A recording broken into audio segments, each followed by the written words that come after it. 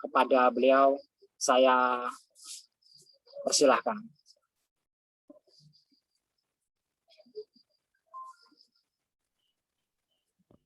Cek masuk ya.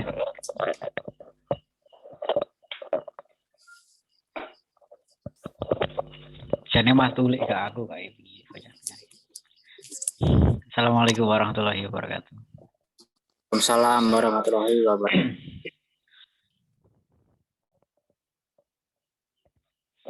Allahumma sholli ala sayyidina Muhammad wa ala sayyidina Salim. Allahumma sholli ala sayyidina Muhammad wa sayyidina Salim. Ya Rahmanu ya Rahim malikul qudus salam ya Muhammad ya Jabbar. Sebelumnya marilah kita kirimkan Al-Fatihah kepada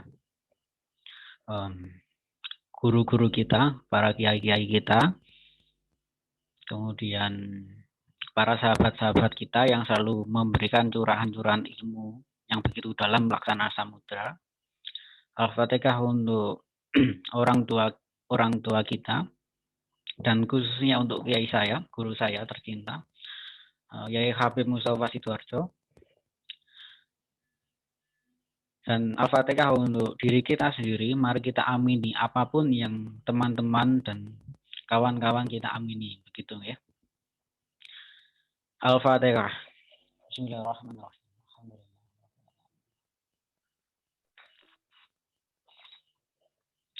Amin. Ketika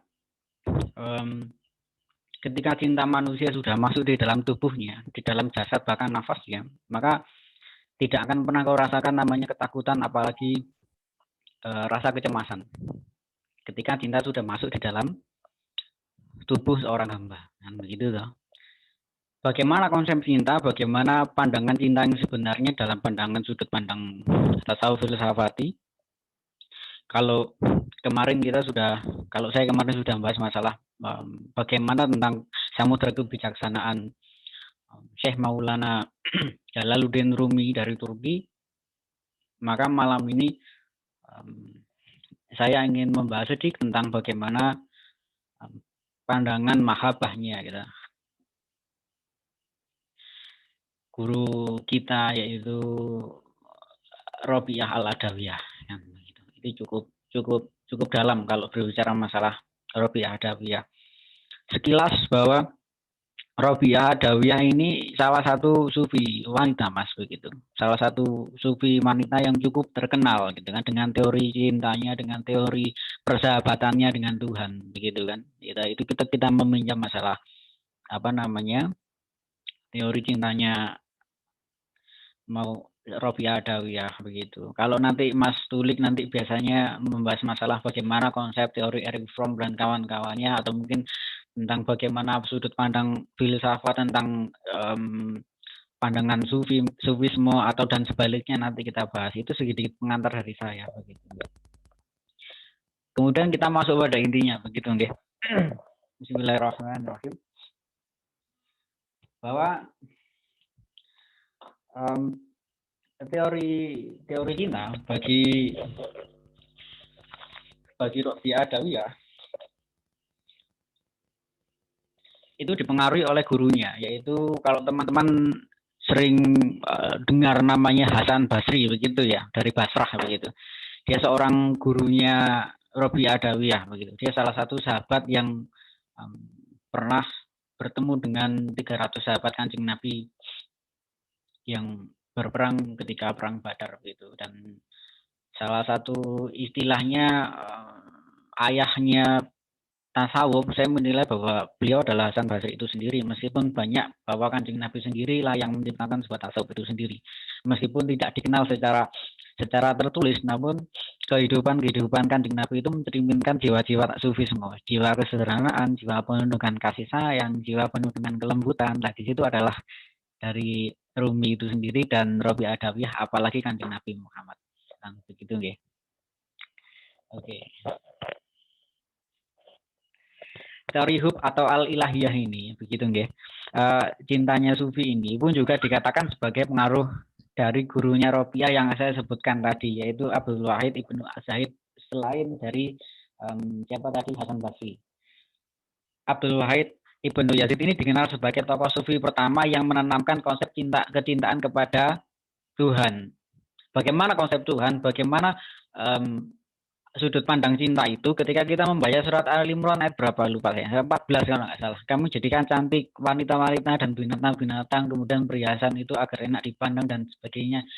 Salah satu kecintaan apa namanya, kecintaan seorang sufi kepada sang Khalik itu sendiri. Nah, apa sebenarnya secara garis besar begini Mas, yang membedakan tentang teorinya cintanya Robi Adawiyah dengan teori yang lain adalah gini, memanusiakan Tuhan gitu ya. Kalau sedikit dari sudut pandang filsafatnya seperti itu. Lah kenapa begitu? Karena hampir seluruh tulisan-tulisan Robi Adawiyah itu menyerupakan bahwa manusia itu sebagaimana Tuhan itu sebagaimana kesempurnaan manusia, ya cantik, yang begitu indah, begitu lembut, begitu menggoda, begitu indah untuk dipandang. Lah itu yang disebut sebagai pemikiran radikal dari Robi Adawiyah itu sendiri. Berbeda dengan sufi-sufi yang lain. Sufi-sufi yang lain ada yang fokus pada ilmu kalamnya, tentu begini, ilmu filsafat kalamnya. Kalau panjenengan mengenal namanya Imam Ghazali dengan kitab fenomenalnya Ihya Ulumuddin, itu kitab babonnya, setelah ada yang bilang bahwa andai kata ada kitab setelah Al-Quran ya Ihya Ulumuddin itu sendiri. Nah, itu yang disebut sebagai teori-teori apa namanya, ya mensifati Tuhan itu sendiri, bahwa ya Rahman, ya Rahim, ya Latif, ya Fatah, ya Qahar, ya Wahab, ya Rozak, itu adalah wujud dari mensifati Gusti Allah secara abadi, secara kekal, dan secara menyeluruh. Berbeda dengan Robi Adawiyah, apalagi Ibnu Arabi, apalagi Al-Rumi. Al-Rumi tentu berbeda jauh Mas, karena Al-Rumi ini lebih pengakuan kepada kecintaan kepada Tuhannya itu lewat syair-syairnya, lewat amsal-amsal, ada 40.000 amsal-amsal yang dia tuliskan, bahkan bisa lebih, terdiri dari Matsnawi sampai Diwan sampai dan sebagainya. Dan itu adalah perwujudan dari kecintaan dia kepada sang yang jagat itu sendiri, sang yang Khalik itu sendiri. Nah, bagaimana kalau kita melihat sudut pandang filsafat alanya Robi Adawiyah begitu nggih. Oke.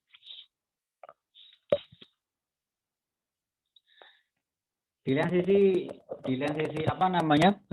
Robiah Adawiyah itu memiliki teori mahabbahnya. Robiah Adawiyah juga memiliki teori yang kedua yang cukup sulit untuk dipahami bagi saya, yaitu berbicara masalah alakulah gitu kan. Alakulah itu seperti apa? Yaitu adalah menyebutkan bahwa bersahabat dengan Tuhan merupakan sebuah konsep yang dia dapati dari salah satu tokoh sufi pencintaan ilahi. Jadi aku ini gitu kan, aku katresnanan marang Gusti Pangeran gitu kan, dan aku koncone cedhek seperti itu. Maka ila tulil fitasi ala, ya Allah, dosaku begitu banyak gitu kan, dosaku begitu banyak. Aku tidak menginginkan surgamu. Aku pun juga takkan kuat masuk neraka. Lah ngono lak repot.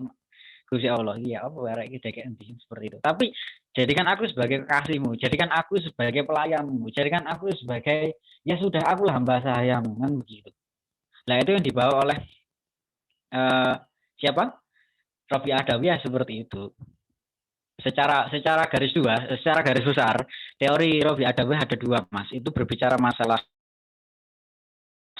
mahabbahnya, hubnya, yaitu kecintaan kawula dumateng Gusti Sang yang jagat. Yang kedua adalah persahabatan kita dengan Kanjeng Nabi, begitu dengan juga Sang yang jagat itu sendiri, yang begitu. Jadi ada dua konsep di situ. Bisa dipahami ya. Kalau mungkin suaranya mungkin penjelasannya terlalu cepat, nanti dengan komentar di chatnya aja, atau nanti langsung open mic. Sampai sini mungkin ada pertanyaan. Kita melakukan dialog interaktif aja.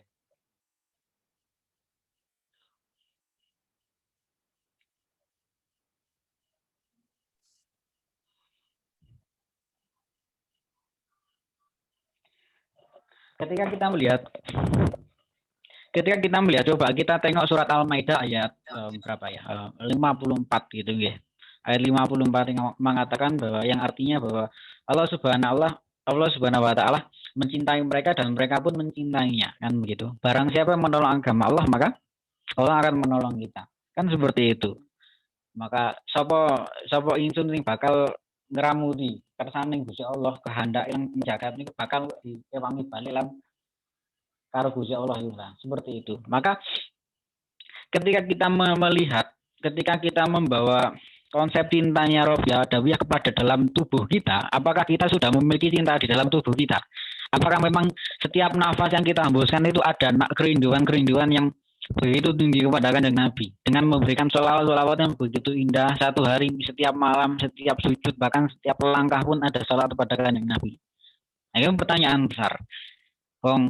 Sesungguhnya Allah dan para malaikatnya bersalawat kepada Kanjeng Nabi itu sendiri, bahkan Kanjeng Nabi pun diselawati oleh para malaikat, bahkan karo Gusti Allah itu sendiri. Andai kan karo bukan kamu Muhammad itu, maka dunia ini tidak tercipta, begitu kan. Saking gandrungnya pangeran sang kepada Kanjeng Nabi seperti itu.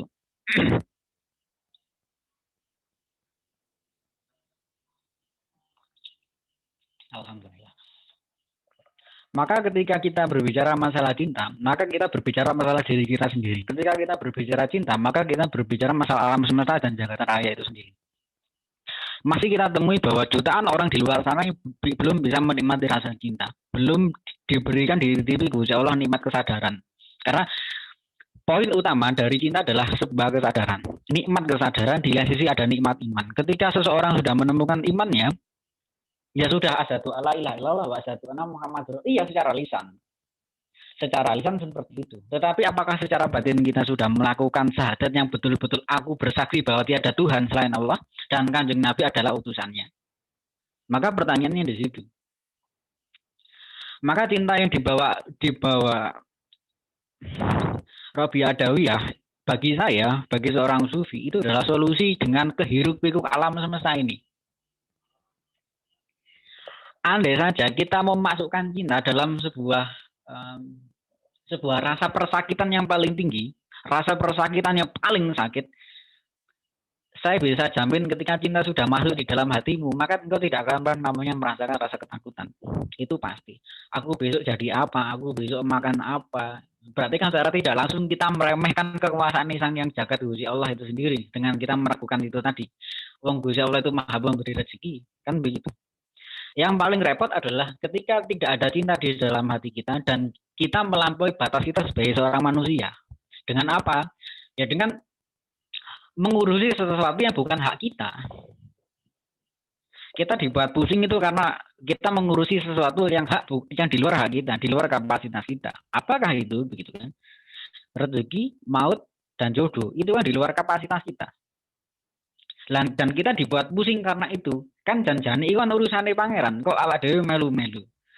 Berarti kan awak dhewe bermasalah kan berarti. Ya sudah, kita kerja, ya sudah, oke, kita kerja. Kemudian kita mengurusi yang lain itu, maka kita salah. Itu nggih. Oke. Pernah mungkin teman-teman pernah mendengar kisahnya Robiah Adawiyah yang ingin membakar surga dan ingin memadamkan api neraka. Nah, itu salah satu dialektika dalam ranah filsafati begitu. Nanti mungkin bisa dikupas oleh Mas Uli begitu. Bagaimana, kenapa kok kamu ingin membakar surga dan memadamkan api neraka? Ya karena supaya kita beribadah tidak dengan ada rasa ketakutan dan ada iming-iming yang berlebihan.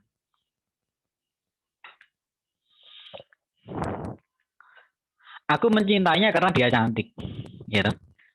Aku mengejar kekayaan agar aku bisa dipandang sedikit lebih kaya, begitu kan?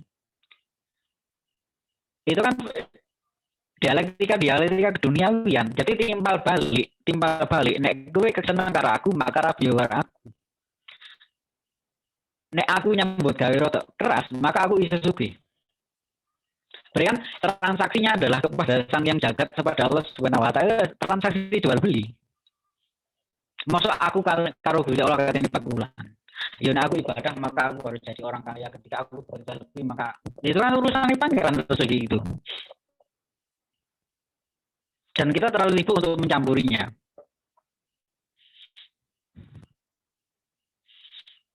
Maka yang menjadi masalah itu begini,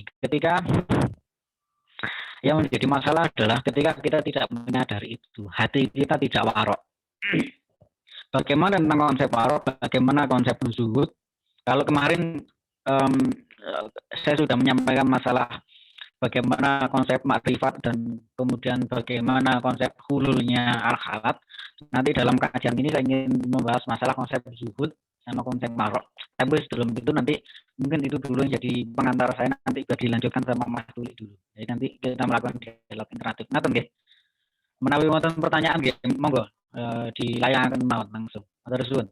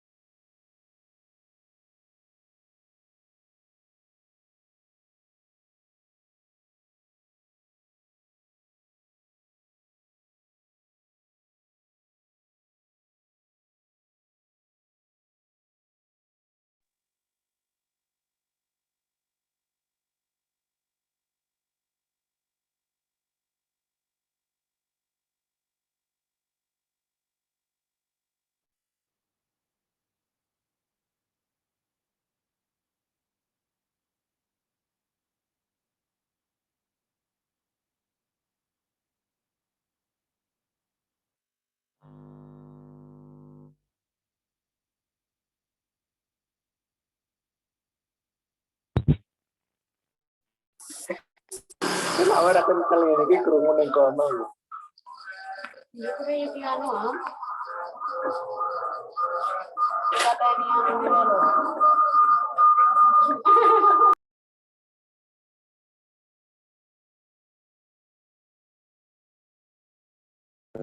Cek cek. Ini kok sepi, kenapa sepi?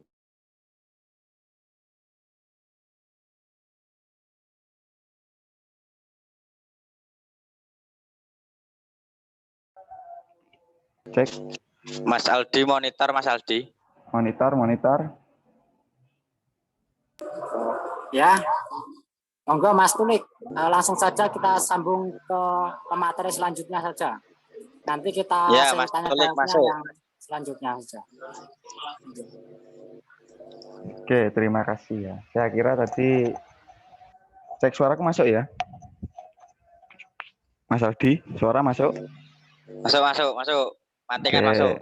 Oh, mantap, Mas Rian nih. Alhamdulillah. Tak kira sinyalku saya ngelek, Mas.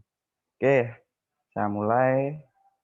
Assalamualaikum warahmatullahi wabarakatuh.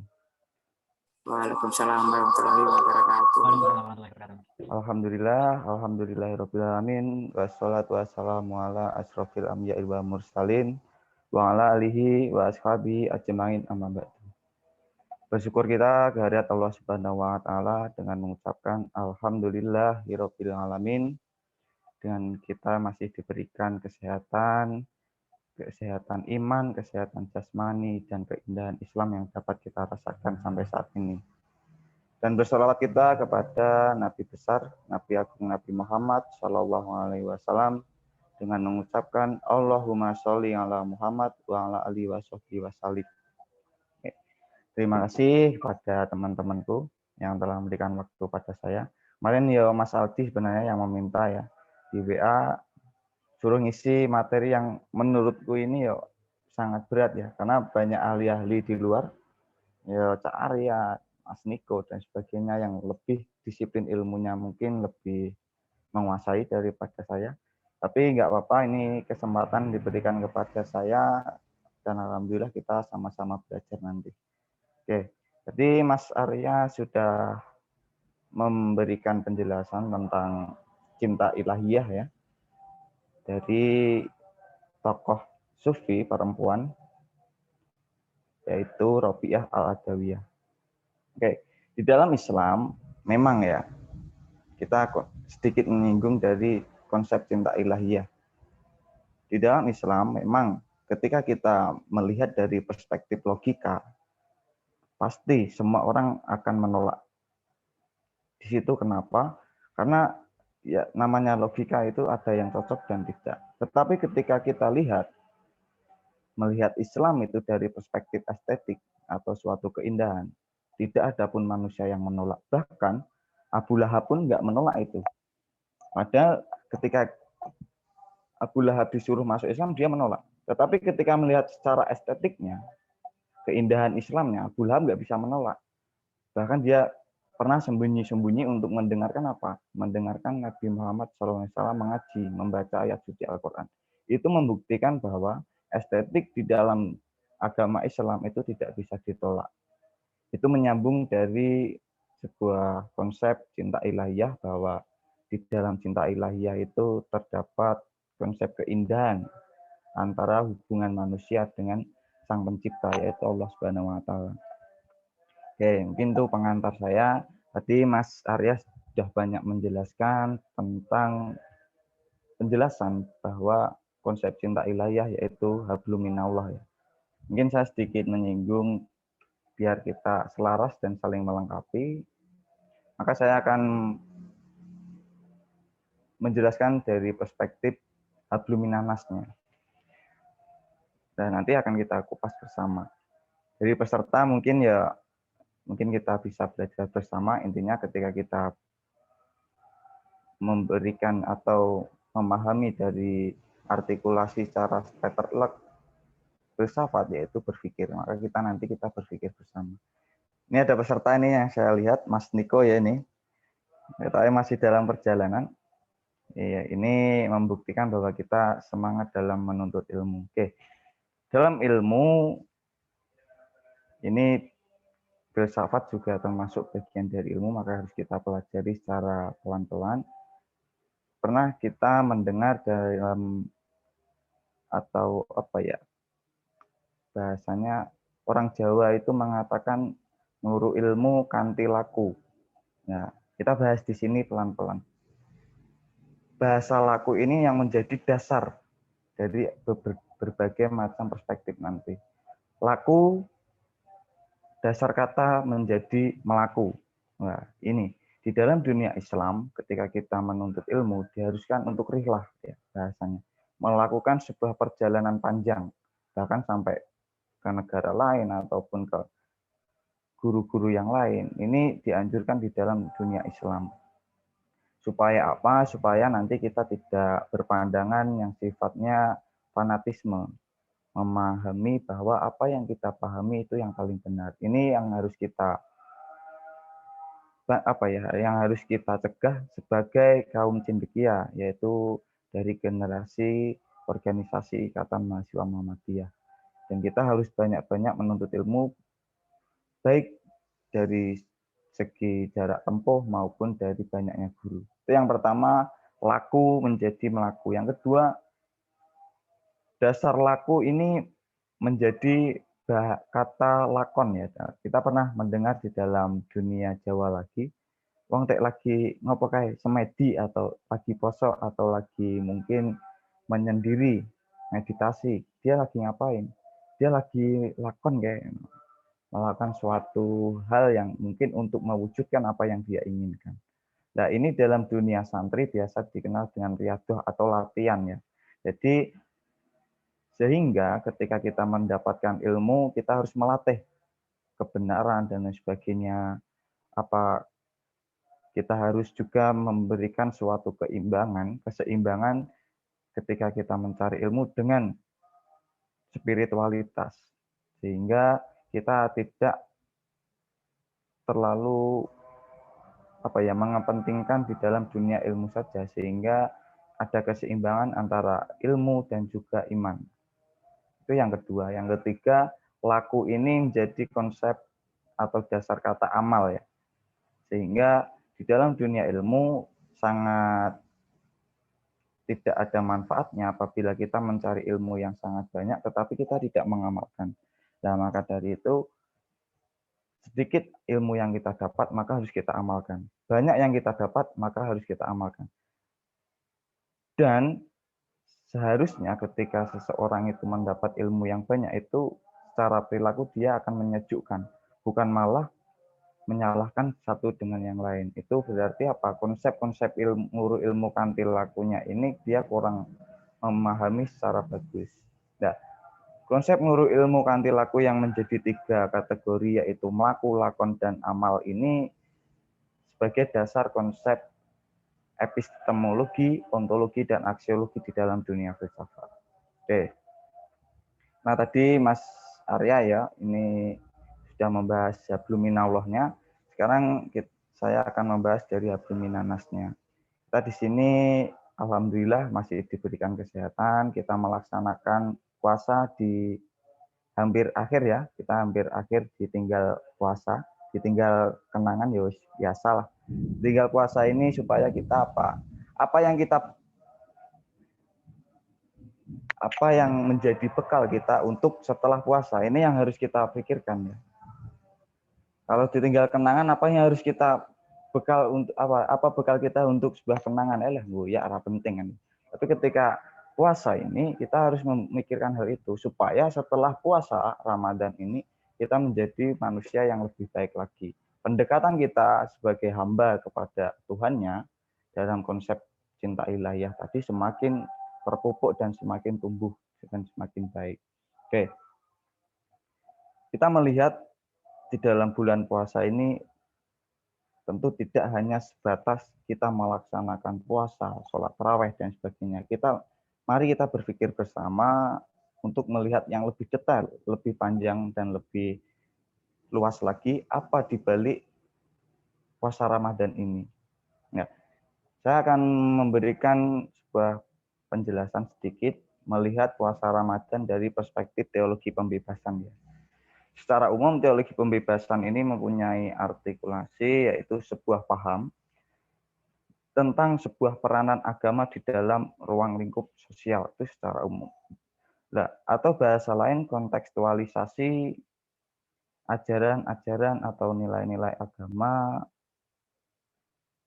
di dalam kehidupan konkret lingkungan sekitar kita.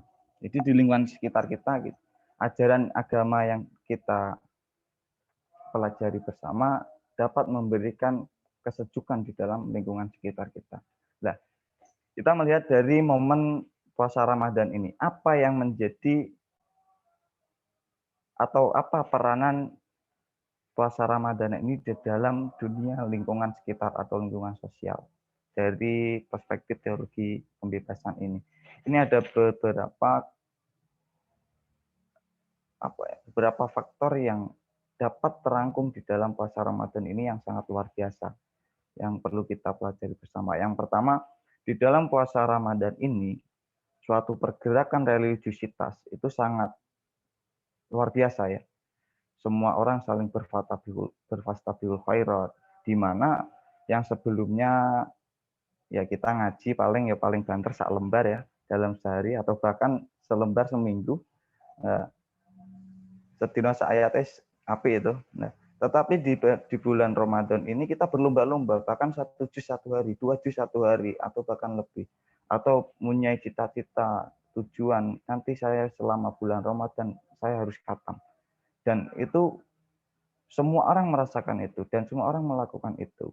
Dan bahkan sholat qiyamul lail, sholat sunnahnya ditambah, dan sebagainya. Padahal sebelum puasa, itu ibadah pun nggak ada semangat-semangatnya. Nah, ini menyambung dari konsep cinta ilahiyah tadi bahwa di dalam momen puasa Ramadan ini terdapat itu. Nah, sehingga ini harus kita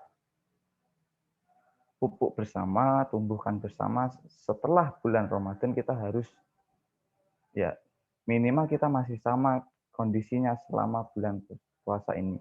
Jadi tidak kembali lagi sebelum bulan puasa yang semangatnya mungkin sangat rendah. Tapi kita harus pupuk terus supaya semangat beribadah, religiusitas ini dapat berkembang dengan baik. Dan ini dirasakan semua masyarakat muslim dari segi religiusitas. Yang kedua, bulan puasa Ramadan di dalam momen ini terdapat pula suatu gerakan humanitas, ya, di mana kegiatan-kegiatan di dalam masyarakat, bagi takjil, memberikan sedekah, dan bahkan ketika sholat tarawih ya di lingkungan-lingkungan masyarakat kita ada yang namanya jelaburan ya, yaitu makanan ringan atau makanan berat yang diberikan kepada jamaah sholat tarawih. Itu kegiatan humanitas yang sangat luar biasa. Ini merupakan perlawanan terhadap paham individualisme ya. Nah, ini merupakan sebuah konsep yang sangat luar biasa sekali ketika kita aplikasikan di dalam kehidupan kita setelah bulan puasa. Ya, kegiatan-kegiatan humanitas sangat berkembang di dunia masyarakat. Ini perlu kita pelajari bersama apa yang nanti harus kita lakukan. Lalu yang ketiga, intelektualitas. Nah, ini ada tiga dasar langkah kita, yaitu religiusitas, humanitas, intelektualitas. Ini terangkum di dalam momen puasa Ramadan. Kenapa ada intelektualitas? Terjadi peningkatan keilmuan di dalam bulan puasa Ramadan ini. Banyak masjid-masjid di mana sebelum buka bersama ya atau buka puasa, masjid-masjid sore itu banyak melakukan sebuah kegiatan keilmuan. Kalau di lingkungan saya ada rumah dai, kemarin di Tempurjo ada rumah tahfidz, mungkin nanti ada rumah Iqra atau rumah madrasah ilmu dan sebagainya. Itu di mana-mana terjadi seperti itu. Ini membuktikan bahwa momen puasa Ramadan ini meningkatkan sebuah suatu pergerakan religiusitas, humanitas, intelektualitas. Dan bahkan tidak hanya itu. Kalau di IMM kan terbagi menjadi tiga itu, religiusitas, humanitas, dan intelektualitas. Tapi di momen puasa Ramadan ini lebih lengkap lagi, di mana ekonomi masyarakat tumbuh. Ini sebuah perlawanan terhadap kapitalis ya, di mana ketika kita lihat di jalan-jalan raya, ketika kita mungkin ngabuburit atau kegiatan dimanapun, yang biasanya di pinggir jalan nggak ada orang jualan, ketika bulan puasa ini orang jualan banyak sekali. Ini merupakan sebuah contoh di mana kegiatan ekonomi masyarakat kelas bawah tumbuh di sini. Nah, siapa yang mampu menciptakan? Tentu momen-momen yang sangat luar biasa yang diciptakan oleh Sang Pencipta ya. Nah, dan bahkan ketika kita lihat di bulan puasa ini bahasanya wong kiri ya enek. Lah sore wong jajan kabeh kan di situ. Wah, aku metu sik ngabuburit golek takjil. Padahal biasanya golek bensin ya kangelan. Tapi di bulan Ramadan ini ya nyempat-nyempatnya duit golek bensin demi ngabuburit atau bahkan buka bersama. Nah, ini merupakan sebuah tumbuhnya perekonomian masyarakat di dalam bulan puasa ini. Nah, ini mampukah kita memikirkan hal ini dan mengaplikasikannya? Yang terakhir, di dalam momen bulan puasa ini, tentu kita sering mendengar dalil yaitu somu tasihu. Ada sebuah pergerakan di mana momen bulan puasa ini pergerakan kesehatan ya. Nah, somu tasihu, berpuasalah kamu maka kamu akan sehat. Tak ada orang puasa yang sakit. Itu hanya alasan untuk orang-orang yang pengen modal ya biasanya ya. Aku lora aku kan karena modal ya konangan itu lah. Ini merupakan sebuah rangkuman yang sangat luar biasa dari 5 dasar langkah kita atau dasar langkah di dalam dunia Islam yang tergabung di dalam momen puasa Ramadan ini, yaitu religiusitas, humanitas, intelektualitas, ekonomi masyarakat, kesehatan. Dan ini harus kita pupuk bersama. Pertanyaannya yaitu, mampukah kita memikirkan hal ini? Atau sudahkah kita memikirkan hal ini? Lalu yang kedua, mampukah kita mengaplikasikannya di dalam dunia pergerakan? Karena kita sebagai Ikatan Mahasiswa Muhammadiyah yang dimana semuanya adalah aktivis pergerakan ya. Mampukah kita memberikan atau menciptakan sebuah pergerakan atau kegiatan lah minimal yang merangkum dari 5 aspek ini. Aspek religius, humanitas, intelektualitas, ekonomi masyarakat, kesehatan yang tergabung dalam satu kegiatan. Satu kegiatan, yaitu entahlah nanti kegiatannya apa. Dan kegiatan itu seperti momen Ramadan ini, datangnya pun ditunggu, perginya pun tidak direlakan kan di situ. Nah, mampukah IMM menciptakan itu? Biasanya ketika adalah momen satu yaitu milad ya, yang momennya itu ditunggu, tapi perginya ya dilepaskan. Apa yang ingin?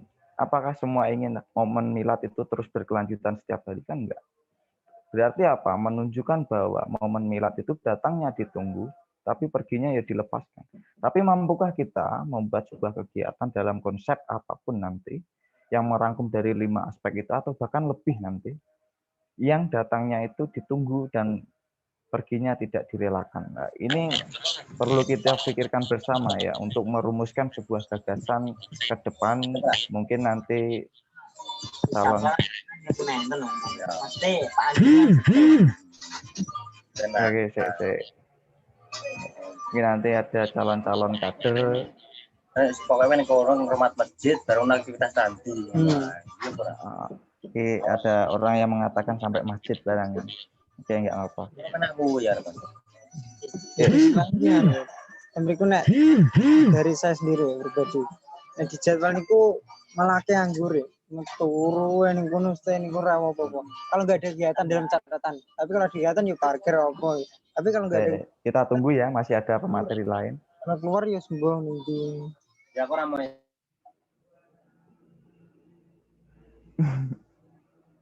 Sudah pematerinya?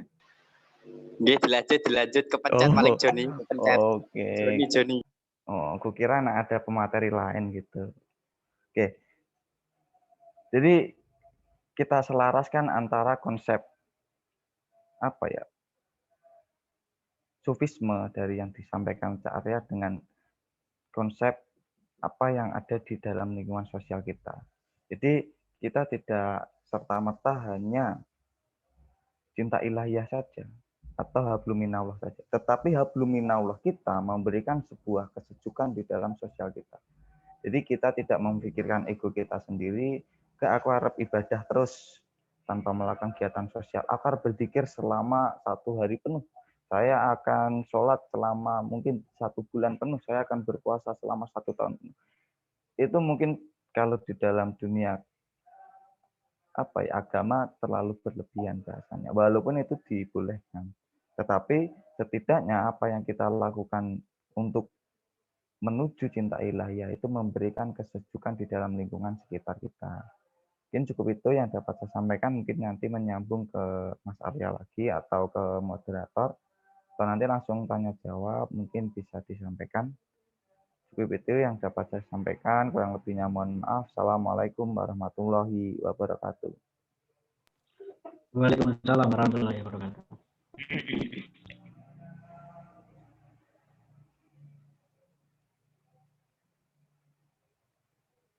Mas Aldi suaranya gue enek Mas Aldi. Terima kasih kepada kedua pemateri yang telah memaparkan pada materi pada malam hari ini. Selanjutnya yaitu tanya jawab. Baik, bagi teman-teman yang mau bertanya silakan ditanyakan.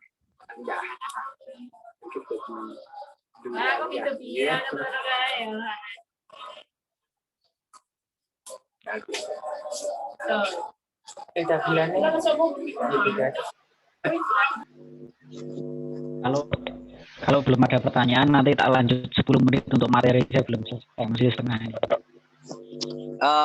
Mantingan bertanya. Oke, siap. Semoga. Ini melebar dari konsep pembicaraan ya. Saya tuh belum tahu filsafat itu apa. Jadi mau diterangkan apa itu filsafat gitu loh. Dan apa hubungannya dengan kehidupan kita sehari-hari seperti itu. Ini ke siapa nih? Ke saya atau Mas Tuli ini? Ini mencari Mas. Monggo. 2 orang enggak apa-apa. Perspektif masing-masing nanti tak pahamane gitu loh. Monggo Cahya Kamandanu. Jawab. Ada guyon ya, dari. Filsafat itu sebenarnya mudah, Mas. Filsafat itu adalah bagaimana cara kita berpikir sedikit lebih baik daripada sebelumnya. Intinya seperti itu. Jadi filsafat itu adalah cara berpikir kita lebih baik daripada sebelumnya. Nah, itu adalah kegiatan filsafat. Filsafat hanya sebuah kesepakatan redaksi yang digunakan kalau sebagai kita sebagai seorang akademisi, tapi sebagai seorang bakul rokok kayak aku ini, bakul kitab kayak aku ini, ya bukan filsafat ini. Yang ini adalah kawruh jiwa. Jadi aku memikirkan maka aku ada. Nah, kan seperti itu. Kalau itu dari sudut pandang saya. Nah, kalau dalam sudut pandangan tasawuf, filsafat itu adalah seperti apa? Dalam sudut pandang tasawuf, filsafat itu dalam artian adalah ya muhasabah itu sendiri. Jadi sedikit merasakan, menyentuh di dalam batin kita. Apakah batin kita selembut sutra atau malah justru sekasar duri? Kan seperti itu. Nah itu filsafatnya seperti itu. Maka ini tak cicil sama menyampaikan materi yang belum selesai. Contohnya begini, dalam kegiatan tasawuf, dalam ideologi tasawuf, Jalaluddin Rumi meyakini bahwa Isra Mi'raj Kanjeng Nabi adalah sebuah dialektika, sebuah kegiatan spiritual, pengalaman spiritual. Nanti Mas ini nanti bisa jelaskan. Kan begitu. Yang dimana itu mengandung nilai-nilai kemarifatan diri. Jadi ketika Kanjeng Nabi dari perpergian naik burak kan begitu. Nah, ini yang menjadikan dasar ketika ketika siapapun di luar sana yang berjumpa dengan Sang Yang Jagat itu sendiri, Allah Subhanahu Wa Taala. Nah itu kan sebuah anugerah yang luar biasa, yang jarang sekali ada orang yang bisa bertemu langsung soal Rang Gusti Pangeran itu sendiri. Dan kedua adalah Ibrahim. Jadi ketika kita berpikir filsafat, bagaimana mungkin Ibrahim yang seorang manusia biasa tidak memiliki rasa ketakutan ketika dia dibakar hidup-hidup? Nah, itu adalah salah satu dialektika filsafat. Mengapa dia tidak takut? Mengapa dia tidak gentar? Aku nek dibakar pasti kobong awakku. Kan begitu. Kecuali kalau Mas Judi dibacok gak kobong, dipong gak getien. Nah seperti itu, saking kebalik. Nah, ini adalah salah satu kegiatan gitu loh. Kegiatan kita berpikir sedikit lebih kritis. Ngeten nggih? Ngapunten.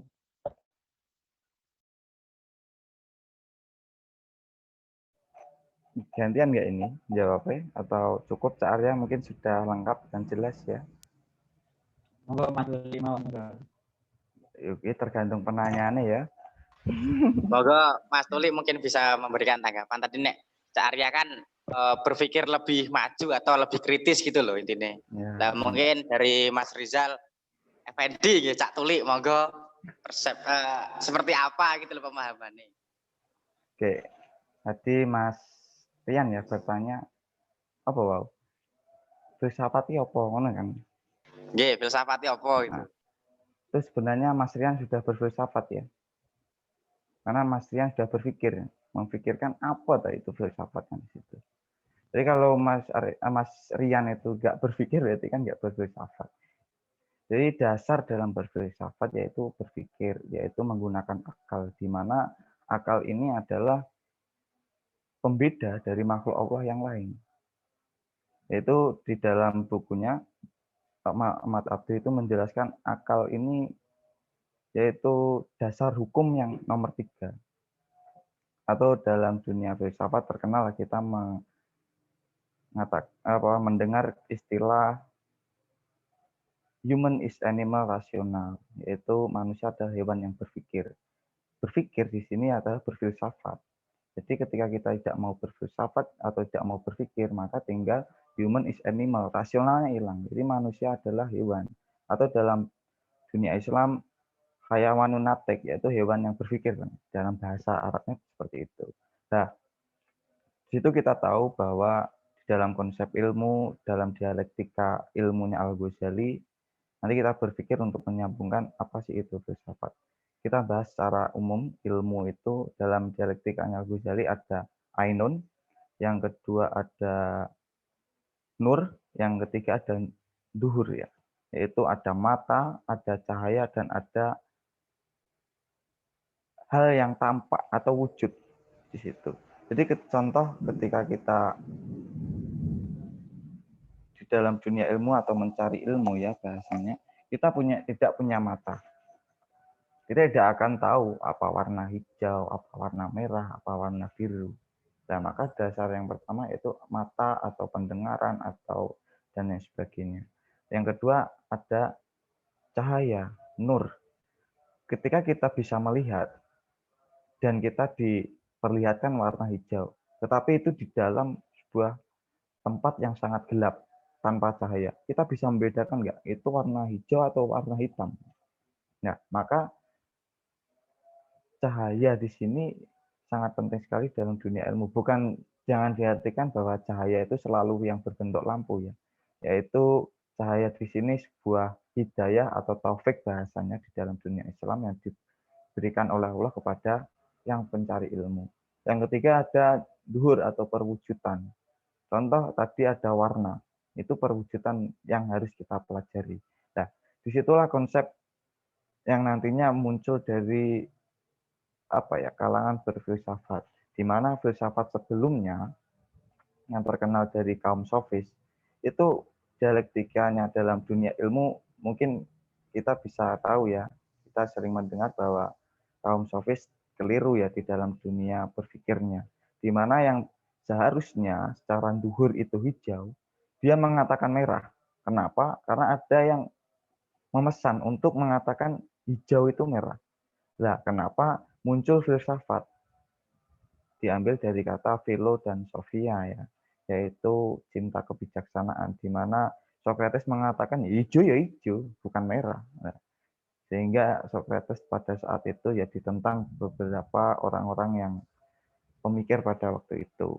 Sehingga dari pemikiran Socrates yang mengatakan hijau bahwa hijau itu sebuah kebenaran yang diajarkan kepada murid-muridnya dan berkembang sampai saat ini. Nanti berkembang, kita bisa pelajari perkembangan filsafat dari filsafat Yunani kuno, perkembangan filsafat pertengahan, modern, filsafat Islam, dan tokoh-tokohnya bisa dipelajari nanti mungkin atau bisa dipelajari sendiri ya. Mungkin itu cukup itu dari apa yang saya pahami tentang apa sih itu filsafat.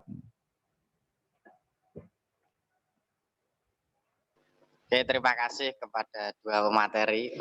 Sebenarnya masih banyak yang saya tanyakan, nanti mungkin bisa direbut di kontrakan ya, kita kumpul di kontrakan. Terima kasih.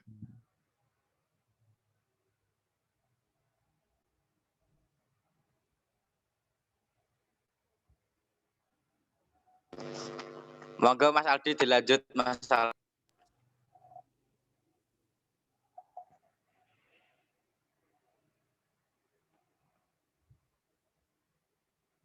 Mas Aldi nggak ada suaranya ya.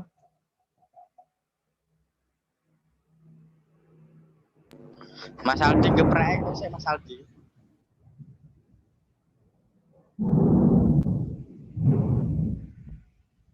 Duduk lagi, Sang. Yang mau bertanya?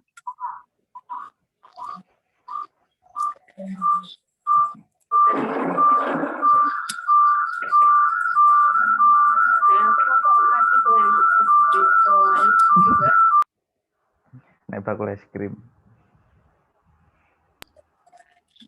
Oke, nak bungkus ene sing PD moderator Mas Lian aja nanti supaya enak. Kayak Mas Aldi agak kesulitan ya. Oke, mungkin ada teman-teman yang ingin bertanya, silakan ditanyakan. Karena tadi Cak Arya Kamandanu mengatakan bahwasanya minta waktu 10 menit Cak Arya ya. Ada materi tambahan dari Cak Arya.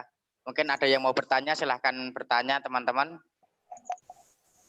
Kalau memang tidak ada, langsung dilanjut oleh Cak Arya maupun Mas Rizal Tuli untuk memberikan tambahan materi. Karena melihat cuaca yang Ngawi Kota sudah hujan, kemungkinan akan ngulon terus ngidul ini. Monggo kalau ada materi tambahan silahkan dilanjutkan Cak Arya dan Mas Rizal Effendi. Ya. Jadi ibarat kata mandi itu kan kalau tidak bersih, tidak tertib, kurang nyaman. Nah, begitu pun juga dengan ilmu yang tersampaikan atau yang diterima. Itu filsafatnya seperti itu. Tadi saya menyinggung masalah konsep warok dan zuhud. Ini konsep cukup luas dan cukup dalam begitu untuk dipahami. Sebelum aku menjelaskan, mungkin bagi teman-teman yang ingin tanya, gitu, bisa di room chat atau langsung japri saya, gitu kan. Nanti biasanya arek-arek Ubri biasanya sungkan. Kan. Jadi Hasan Basri itu pernah ditanya berbicara masalah konsep marok dan konsep zuhud, gitu kan.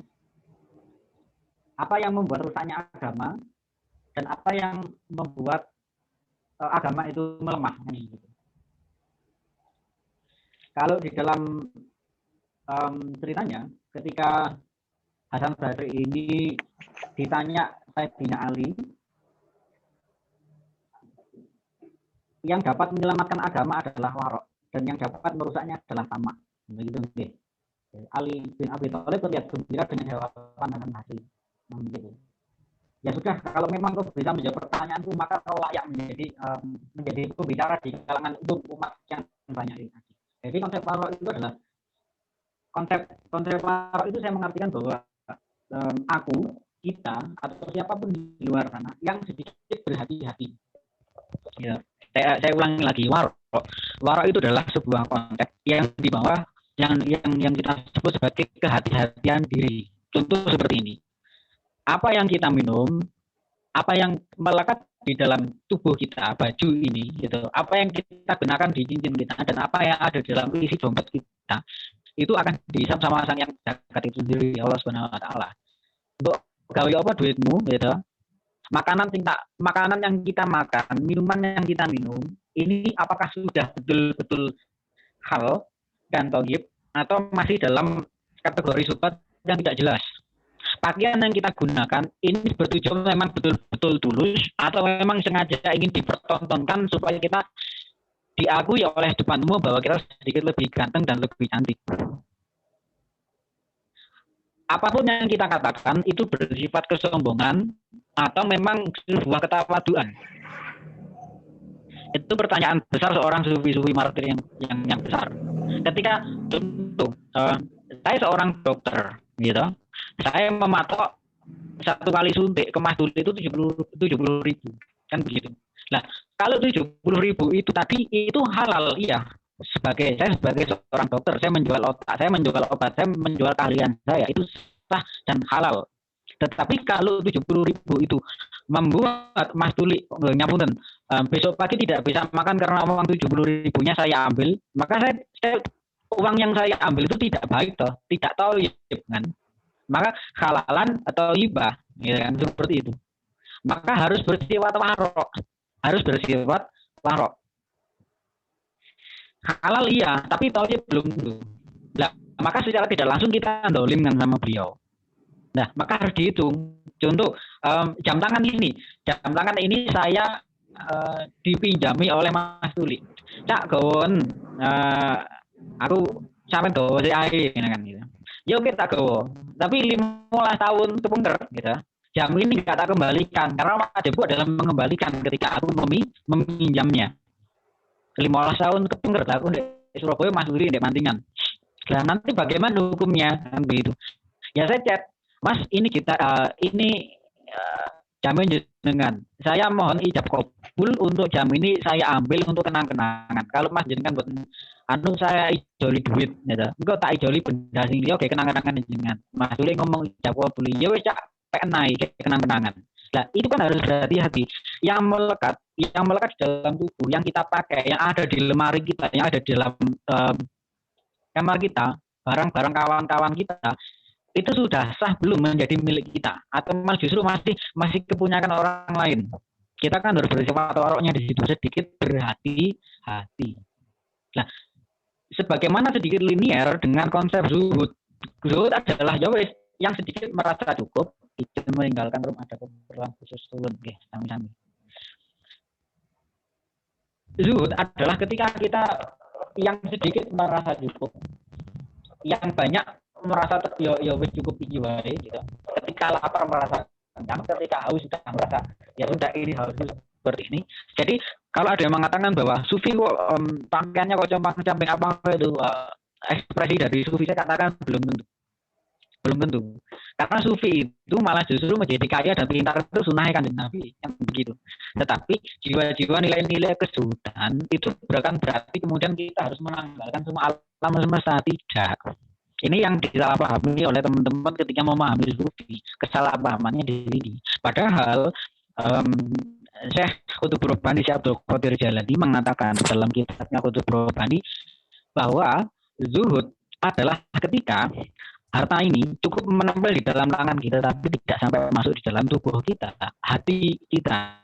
Ya kan, harta ini cukup di dalam genggaman saja, genggaman untuk diberikan. Sedangkan iman masukkan di dalam hati untuk diri kita sebagai tiket kita masuk surga. Jadi beda konteksnya. Malah justru kalau ada seorang muslim yang kaya, itu sunnah, itu pintar, itu sunnah kan begitu. Tahu segalanya itu sunnah. Tetapi kepintaran dan kekayaan dia kita pergunakan apa? Maka di dalam doa-doa kita ketika Ramadan, ya Allah pertemukan aku dengan Lailatul Qadar. Iya, oke. Bertemu dengan Lailatul Qadar bagi seorang sufi setiap malam pun Lailatul Qadar. Setiap malam pun Lailatul Qadar. Tidak mengkhususkan sesuatu malam, tidak mengkhususkan surat-surat tertentu. Bagi seorang sufi seperti itu. Ya sudah, Al-Quran itu Al-Quran. Apakah kemudian kita mengkhususkan sesuatu harus baca surat Al-Kahfi setiap malam Jumat, harus baca? Oke, betul, silakan. Tapi kan apakah tidak menutup kemungkinan yang lain untuk membaca surat-surat selain Al-Kahfi? Itu kan perlu kita kritisi ketika kita berpikir sedikit berfilsafati. Bisa dipahami, okay? Jadi ketika kita melakukan sebuah teknik atau ilmu lelaku, kalau tadi Mas saya menjelaskan masalah ilmu lelaku, jadi ilmu itu dilakukan dengan lelaku. Ini seperti itu konsepnya. Jadi ilmu praktik sih. Itu yang pertama. Yang kedua masalah inti dari sudut pandang pulang gitu kan. Saya kira tak ya.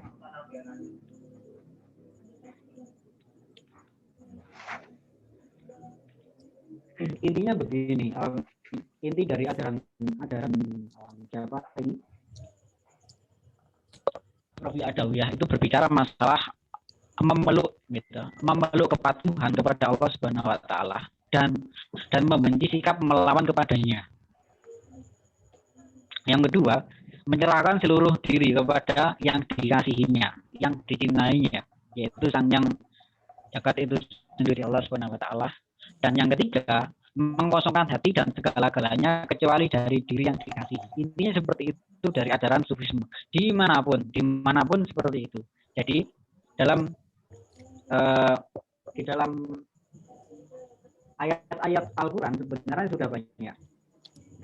Sudah banyak ayat-ayat sufistik yang seperti surat Al-Imran ayat 14, kemudian sesungguhnya tidak berguna anak dan istrimu kecuali dirimu sendiri. Tapi ada ayat yang mengatakan bahwa jaga dirimu dan keluargamu dari api neraka. Kemudian ayat-ayat yang lain jadikan harta dan sebagai penolongmu. Itu adalah salah satu ayat-ayat yang bertentangan dengan sufistik bahwa menungso itu berbunyi ketika sudah kalau titik mongsonya ya sudah kau harus bersifat tawadu, rendah, kemudian penuh dengan kasih sayang, penuh dengan welas asih. Jadi dirimu memandang orang lain tidak ada rasa kebencian, wong kaya. Jangan dipandang seperti itu. Kita ini selama ini kita dari zaman PK sampai zaman kuliah sampai S1 sampai pasca sarjana selalu dicekoki sebuah mitos bahwa manusia itu harus menang. Manusia itu harus menang. Padahal menang dan kalah itu adalah fitrahnya Gusti Allah itu sendiri. Tapi kita dicekoki bahwa yang menang itu yang paling hebat. Yang hebat itu pasti menang. Gitu. Yang putih mulus itu pasti cantik. Kan begitu. Yang rambutnya ikal hitam manis pasti ganteng gitu. Ya, seperti itu. Yang mainnya Bitcoin investasi maka jadi orang kaya kan tidak seperti itu. Hanya berkutat pada seperti itu. Mitos-mitos yang sebenarnya kalau di dalam ranah filsafat nanti akan dikaji namanya kita berbicara masalah Plato. Apakah kemudian bumi itu terus selalu bulat? Apakah kemudian bumi itu lonjong? Apakah laut itu selalu dalam? Nah, itu adalah kegiatan kita berpikir filsafat. Maka puncak ilmu itu, Mas, mudah sekali. Puncak ilmu adalah ketika puncak ilmu adalah kita merasa tawadhu. Jadi puncaknya adalah tawadhu. Dari ilmu itu puncaknya adalah tawadhu. Dan nek digawe guyon di gawe guyonan ya, bahwa puncak ilmu adalah ketika kita menyadari bahwa duit kuwi penting, sego kuwi enak. Sego itu enak. Lalu seperti itu perilaku seperti itu.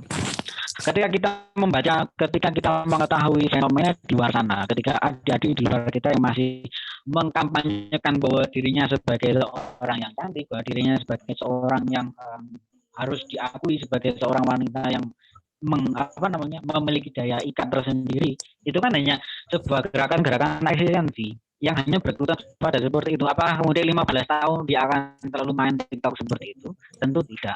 Apakah 15 tahun kemudian dia akan terus update di Instagramnya berbicara masalah seperti itu? Tentu tidak. Maka ketika kita sudah menikmati namanya anggur percintaan, maka bersiaplah engkau mabuk dengan tanggung kinam. Kan begitu. Dan engkau akan memenggal kepalamu dan engkau akan menari-nari di atasnya. Karena kita sudah membunuh logika kita dan kita sudah melimpahkan cinta yang begitu indah itu sendiri. Maka nanti semoga nanti kita bisa membedah bagaimana Al-Ghazali sakit hatinya kepada filsafat, kemudian dia jatuh bangun masuk dalam ilmu kalam, ilmu mantik dan ilmu tasawuf. Kemudian dia menciptakan 3 kitab yang cukup fenomenal. Salah satunya yang kita sukai itu adalah kitabnya kebebasan. Itu salah satu kitab kebebasan, tipis, cuma 100 nggak ada paling kalau di dalam versi Arabnya loh ya. Tapi juga sudah ada terjemahannya, sudah ada. Itu enak. Itu membahas masalah aib-aib atau kekurangan ilmu alam semesta ini, matematika, filsafat, kemudian tasawuf, kemudian ilmu fikih, ilmu mantik, ilmu kalam, dan semuanya sudah ada kelemahan dan kelebihan. Dan Al-Ghazali mampu menjelaskan itu semua. Begitu nggih. Mungkin itu yang bisa saya sampaikan. Kalau mungkin teman-teman ada pertanyaan, monggo, bahwa intinya bahwa cinta itu adalah sesuatu yang tidak bisa dikatakan, karena cinta itu hanya bisa dirasakan, kan begitu. Ihdinas siratal mustaqim, ihdinas siratal mustaqim. Wassalamualaikum warahmatullahi wabarakatuh.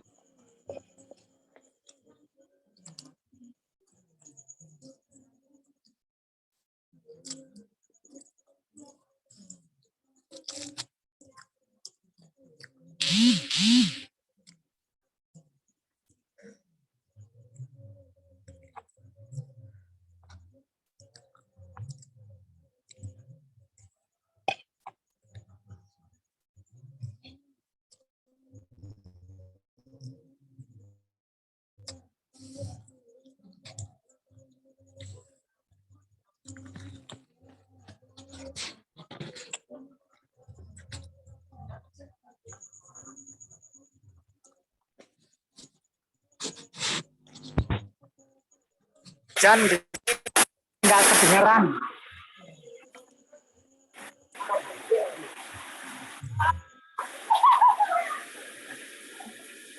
Baik teman-teman yang ingin mau menanggapi dari 2 narasumber, silakan.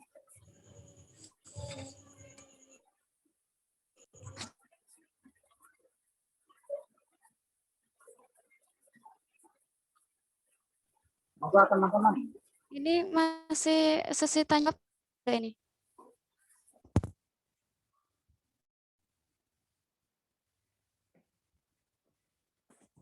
Gimana Mbak? Halo.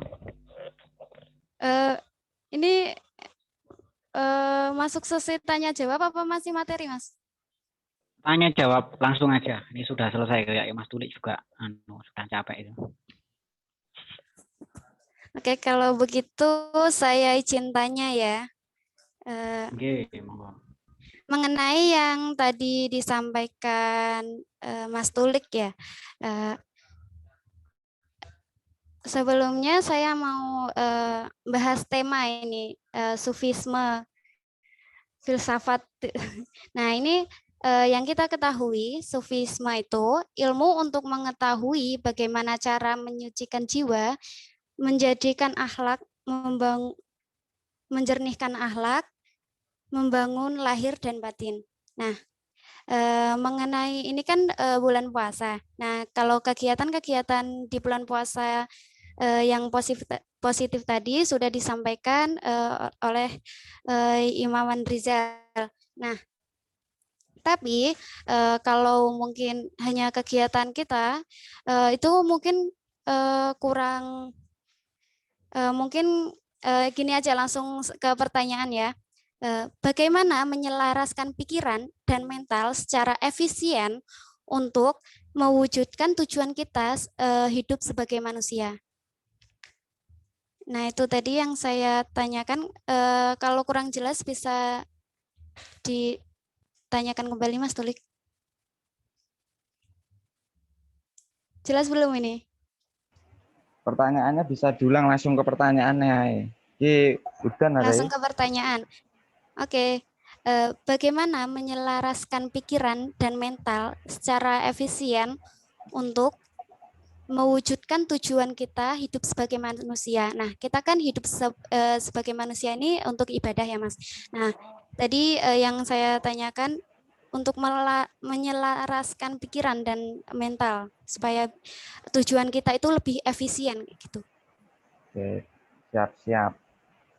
Oke, terkait bagaimana kita melihat ya, apa sih tujuan kita diciptakan kan di situ. Jadi tujuan kita diciptakan itu tidak lain hanyalah untuk beribadah kepada Allah Subhanahu wa taala.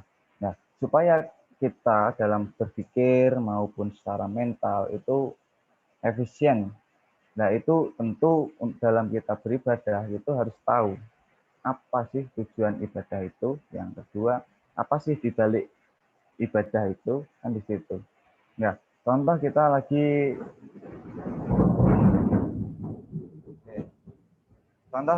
ketika berpuasa. Apa sih tujuan berpuasa itu? Nah, untuk menuju tingkatan yaitu orang-orang yang bertakwa. Apa di balik puasa itu? Yaitu ada beberapa konsep yang sudah saya jelaskan tadi. Dan sehingga ketika kita tahu apa di dalam tujuan dan juga di balik suatu kegiatan peribadatan, maka di dalam peribadatan kita itu akan lebih efisien dan lebih baik lagi, dan kita apa ya bahasanya, lebih menikmati, khusyuknya kan akan temu, dan apa tujuan sholat dan sebagainya. Jadi dalam konsep berpikir kita harus tahu terlebih dahulu. Secara mental itu harus kita bangun. Di dalam dunia agama kita tahu lah, tingkatan keimanan itu mempengaruhi mental seseorang untuk di dalam tingkat peribadatan. Ya, maka apa yang harus kita kejar di dalam dunia peribadatan yaitu kita tingkatkan iman dulu untuk mempengaruhi mental.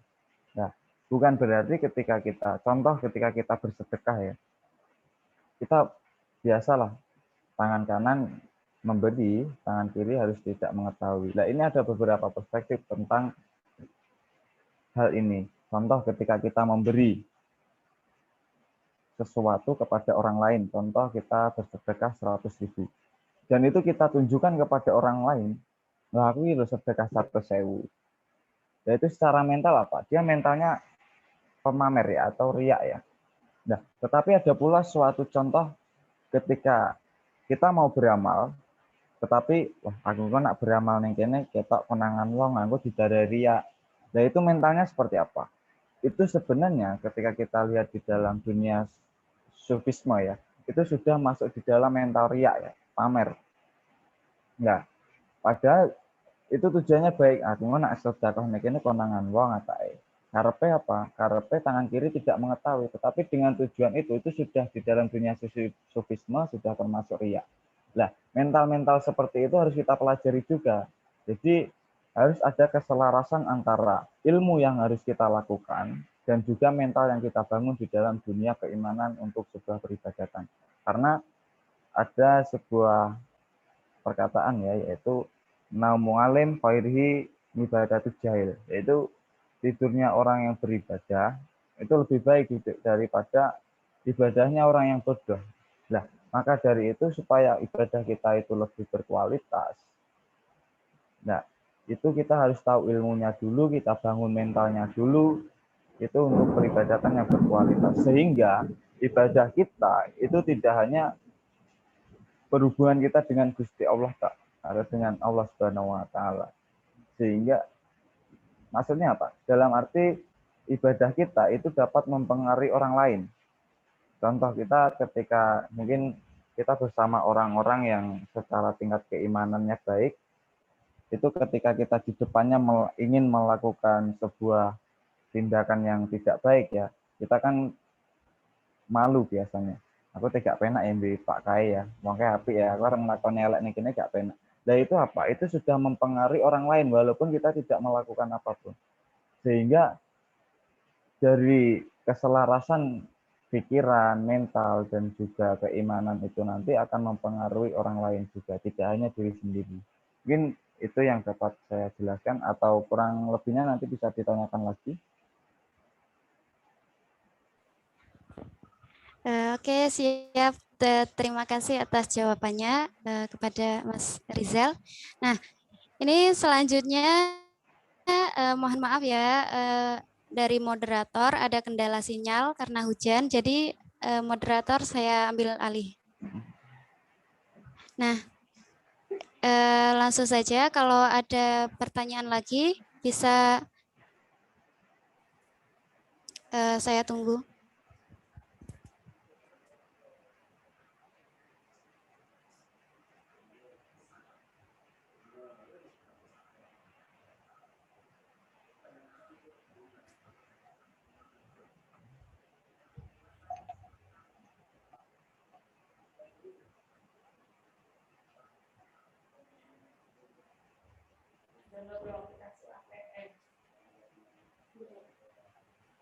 Bang Husan wis buka urung wi.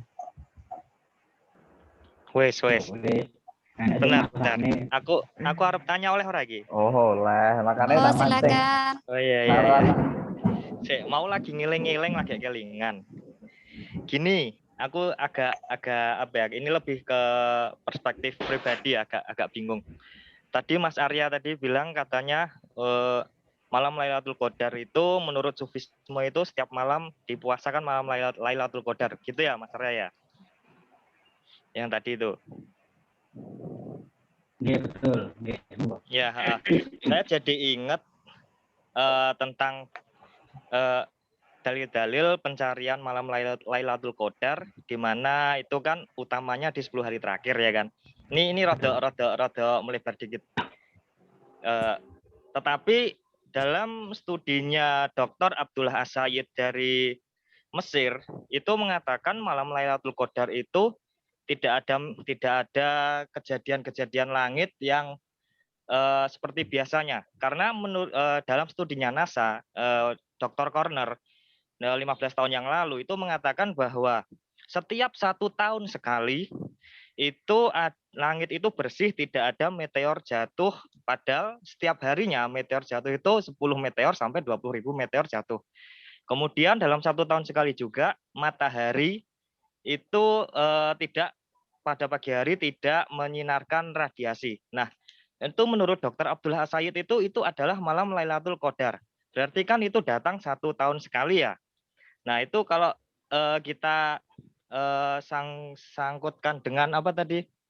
Sufisme yang katanya orang sufi mengatakan Lailatul Qadar itu adalah setiap hari. Berarti itu tidak ada kesamaan. Nah, maka dari itu kita sebagai umat Islam yang hidup di era modern ini, itu yang mana yang harus kita anut gitu. Karena malam Lailatul Qadar sendiri menurut para ahli itu kan kayak Dr. Abdullah Said itu kan juga beliau kan cendekiawan masa kini dari Mesir ya. Jelas beliau itu orang Islam yang ilmunya juga lumayan gitu kan. Yang kita anut tuh yang mana gitu loh. Biar ada pencerahan juga gitu. Terima kasih Mas Arya. Malam Lailatul Qadar, mana yang kita anut kan gitu.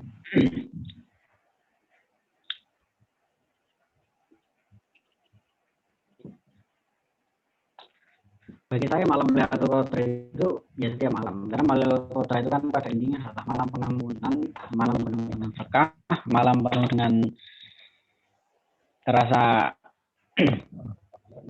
keajaiban dari Gusti Allah sendiri, dan Gusti Allah memiliki sifat-sifat itu sebagai setiap harinya kan begitu. Kalau tadi Mas Husain menjelaskan masalah malam itu bahwa mana yang kita anut begitu, ya mana yang cocok.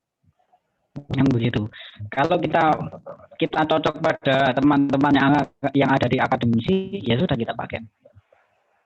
Kalau kita berlandaskan pada dalil-dalil Al-Quran atau hadis-hadis, kalau Al-Quran belum ada yang jelaskan ya, hadis kan begitu.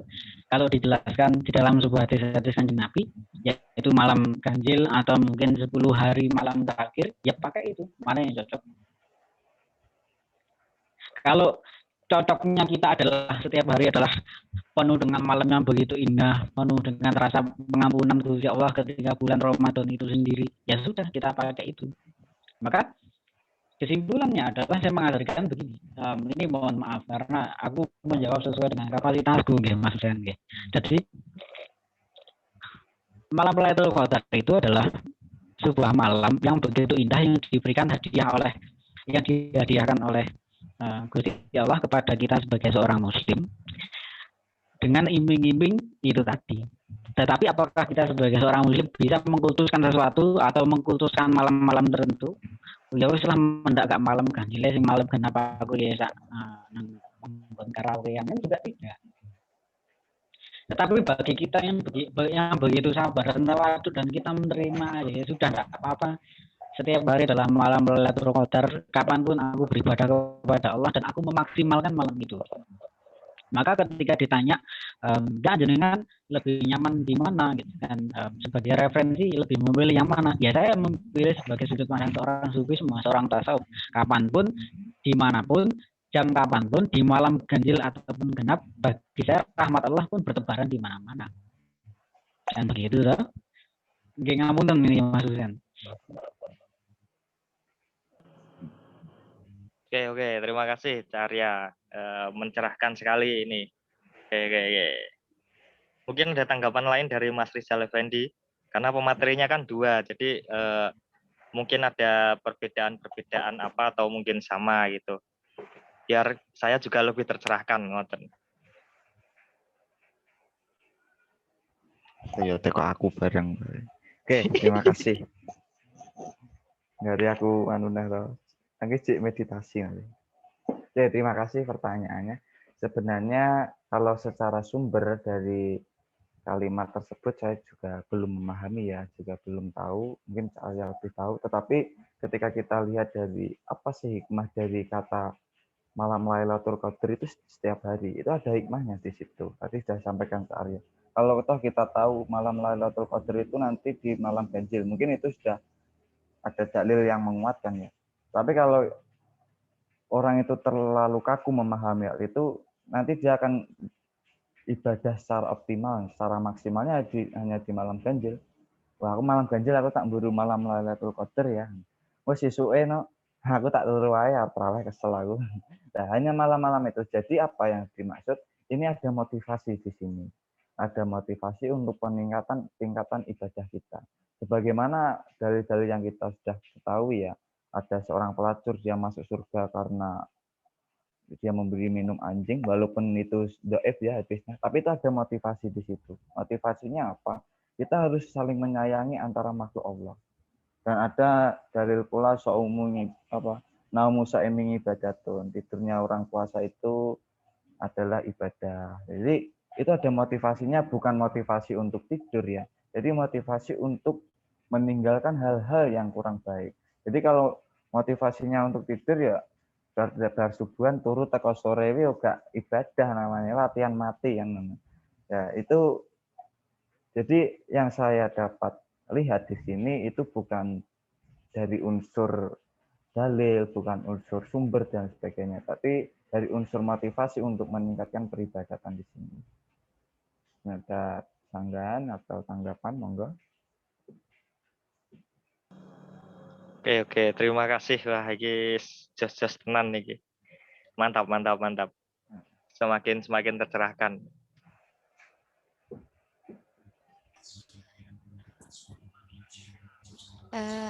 Untuk teman-teman yang lain, ada yang masih ingin bertanya?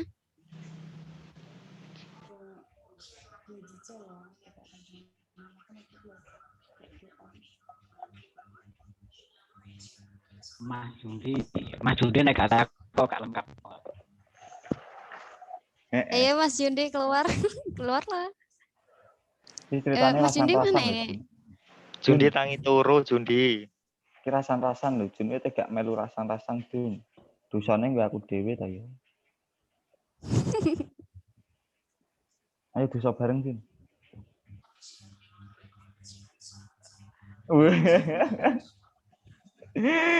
Jundia ya iki, Jundiem. Iya. Aku tertarik pertanyaannya anu Ikam. Bagaimana menjelaskan pikiran dan mental? Lebih utama mana hati dengan pikiran? Lebih menjadi raja lebih dulu mana antara hati dengan pikiran?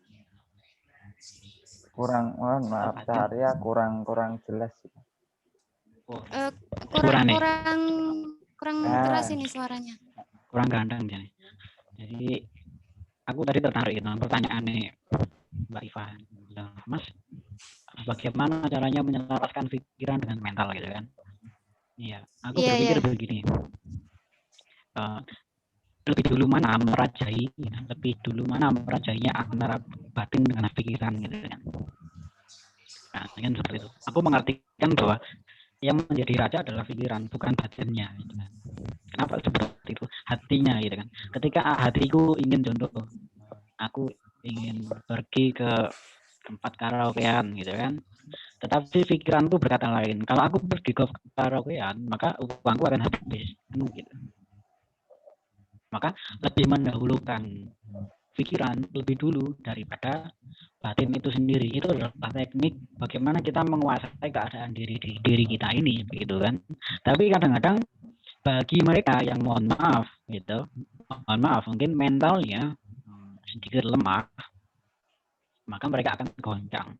Lemahnya mental itu banyak penyebabnya. Salah satunya adalah kekurangan ilmu. Jadi kurangnya ilmu menyebabkan mental kita menjadi lemah. Kan gitu kan. Kurangnya kasih sayang menyebabkan hati kita mudah hancur. Kurangnya minum membuat tubuh kita lebih mudah dehidrasi. Begitu juga dengan mental. Lantas bagaimana menyelaraskan atau menguatkan mental itu? Maka Al-Ghazali mengatakan dalam kitabnya Ihya Ulumuddin, untuk memahami ilmu dimanapun, lewat guru macam apapun, thariqat malam apapun, sekte apapun, adabnya harus sedikit tidur, sedikit makan. Nah, sedikit makan dan sedikit tidur itu adalah salah satu teknik paling jitu untuk menguatkan mental. Itu yang pertama.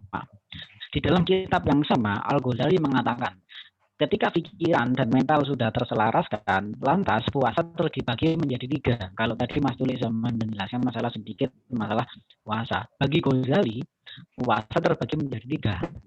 1, puasa ya sudah kita puasa sebagaimana watak kita. Puasanya orang biasa, luar biasa, dan puasanya yang ketiga luar biasanya lagi. Kan seperti itu. Nah, lantas kita terdapat di posisi yang mana? Ketika pikiran dan mental kita sudah selaras, maka puasa kita mungkin saja terletak pada tingkatan yang kedua, yaitu puasanya orang yang luar biasa. Atau kalau kita tidak bisa menyelaraskan pikiran, hati, dan batin kita, maka kita bahkan lebih buruk dalam kategori yang pertama. Ya, besok kita dapat cuma lapar dan haus. Nah, itu adalah puasanya orang-orang yang biasa. Tetapi kalau puasanya orang di atas luar biasa, yaitu mahkot yang ketiga, mereka ngempet serius. Jadi makan berbuka tidak menggunakan, kalau dalam budaya sofistik ya, tak jelaskan Mbak, bahwa dalam budaya sofistik ketika kita berbuka, maka ya sudah, jangan berbuka dengan binatang hidup seperti ayam, seperti ikan. Ya sudah, kita makan seperti kalau dalam terapi sufinya kita pakai daun kemangi. Itu salah satu. Kalau Rumi sukanya terong gitu. Jadi dia menggunakan terong. Jadi di Turki memang banyak terong, dia menggunakan makanan terong. Jadi dia tidak mau makan hewan gitu. Daging atau yang binatang-binatang yang itu, bagi mereka tidak mau mereka. Bahkan andai kata pun dia tidak berbuka, kalau dia tidak berbuka, jika tidak ada orang yang menyuapinya, mereka tidak akan mau berbuka. Itu kalau sudah suwi yang setingkat marifatnya sudah setingkat eksan. Jadi pertanyaannya tuh, ketika bagaimana caranya melaraskan pikiran dan mental kita, ya kita berupaya untuk menumbuhkan rasa cinta yang kecil di dalam tubuh kita itu, jika segumpal daging itu baik maka baiklah keseluruhannya. Nah itu ketika kita sudah sempurna batin kita sudah sempurna ilmu kita, maka cinta pun akan masuk di dalam tubuh kita. Nah, maka pertanyaan adalah, sudahkah ilmu kita cukup? Sudahkah mental baja kita sudah terbentuk? Kan begitu. Kalau memang belum terbentuk semuanya, ya bagaimana teknik terbaiknya untuk mendapatkan sebuah keseimbangan jiwa kita itu sendiri.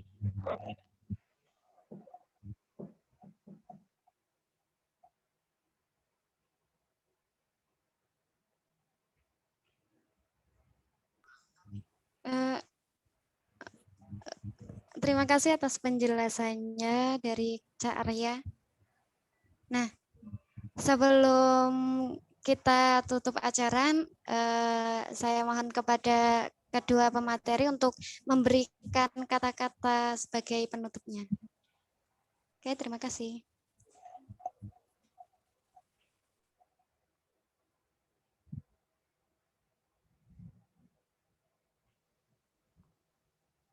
Nanti Mas ini Mas. Ya kesimpulan saya cuma seperti ini. Saya menyadari betul atas kerendahan ilmu saya dan kepandiran akal saya, kelalaian dan ketidaksempurnaan jiwa saya. Sebelum Ramadan berakhir, saya pribadi meminta maaf sebesar-besarnya atas kesalahan-kesalahan yang mungkin saja saya sadari atau bahkan tidak saya sadari, yang disengaja maupun tidak, baik itu tindak maupun lisan saya kepada para pendengar sekalian. Ya, itu permintaan maaf saya sebelum berakhirnya Ramadan, dan berikutnya bahwa semoga kita dipertemukan oleh Ramadan lagi di tahun depan dan bersama orang tua kita, orang-orang yang kita cintai, yang belum menikah mungkin akan bersama menikah begitu. Biasanya Mas sulit.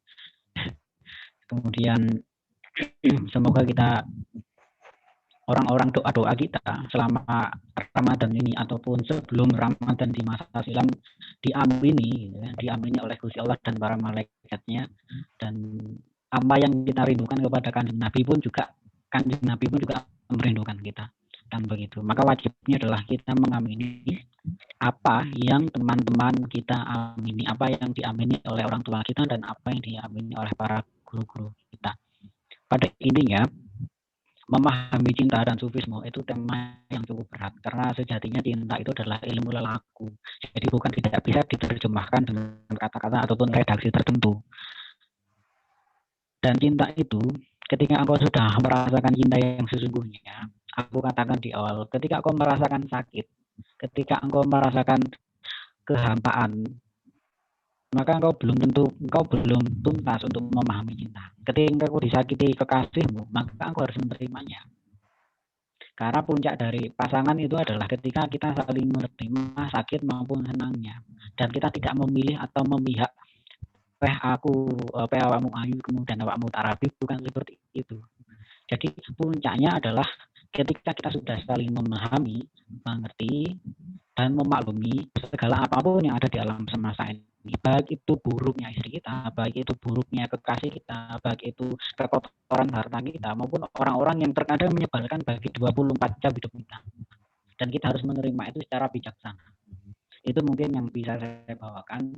Saya tutup dengan kata favorit saya, kekasih, jangan kau hukum aku dengan kerinduan, jangan kau hardik aku dengan kenangan, dan jangan sudutkan aku dengan sudut senyuman. Ja'afriya kemenano.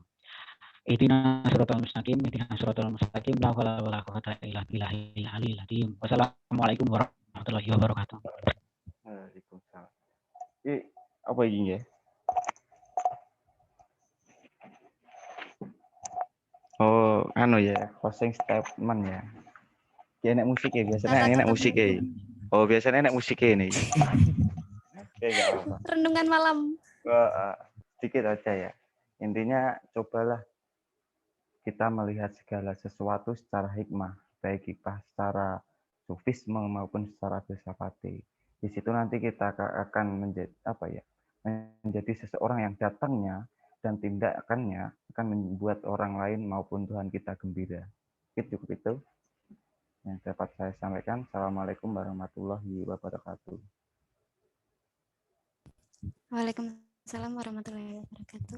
Saya ucapkan terima kasih kepada kedua pemateri malam hari ini yang telah menyampaikan materi kepada kita semua.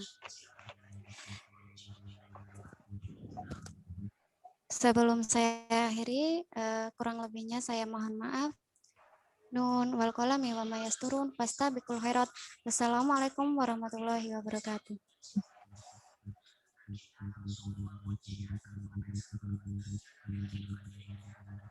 Karena acara sudah selesai, teman-teman bisa keluar dari live Zoom ini. Ayo diusir Rifai ya.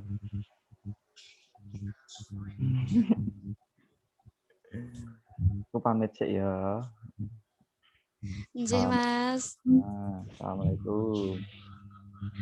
Waalaikumsalam.